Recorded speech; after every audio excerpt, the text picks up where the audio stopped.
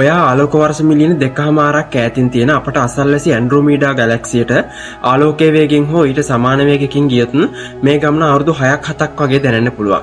හැබැයි ඔයා ආපහු එද්දී පෘථුවියේ අවුරුදු මිලියන ගාණක් ගෙවිලා තියෙන්න පුළුවන්. මේ තියෙන දැනට නිරීක්ෂණය කරලා තියෙන විශාලම මන්දාකිනිය IC 11001. මේක තියෙන්නේ පෘථුවිය ඉඳන් ආලෝක වර්ෂ බිලියන 1.4ක් ඈතින්. මේකේ ප්‍රමාණය දල වශයෙන් ආලෝක වර්ෂ මිලියන 4.6ක් විතර වෙනවා කියලා විද්‍යාඥයෝ ගණන් බලලා තියෙනවා. ශීරපතේ එහෙම නැත්නම් අපි ඉන්න මිල්කි වේ ගැලැක්සි එක තියෙන්නේ ආලෝක වර්ෂ ලක්ෂයක් විතර.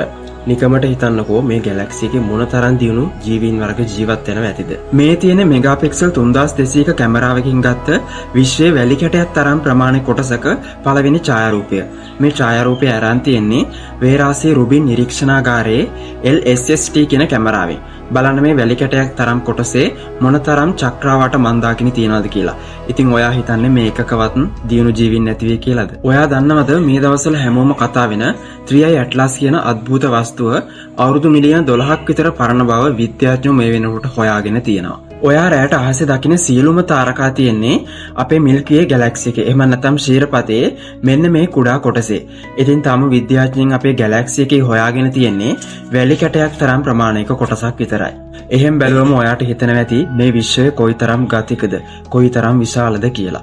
ඔයා දන්නවද අපේ මොළයේ තියෙන ශෛලවලයි විශ්වයේ ජාලය තුලයි පුදුම සාගත සමානකමක් තියෙනවා කියලා විද්‍යාඥයෝ හොයාගෙන තියෙනවා කියලා. සමහර විට අපි වෙනත් ජීවියෙකුගේ මොළයේ ශෛලයක ජීවත් වෙනවා වෙන්න පුළුවන්. එහෙම නේද? දන්නවද කුඩා කාසික ප්‍රමාණයේ කළු කුහරයක් අපේ පෘථුවියට සමාන ස්කන්ධයක් තියෙනවා කියලා.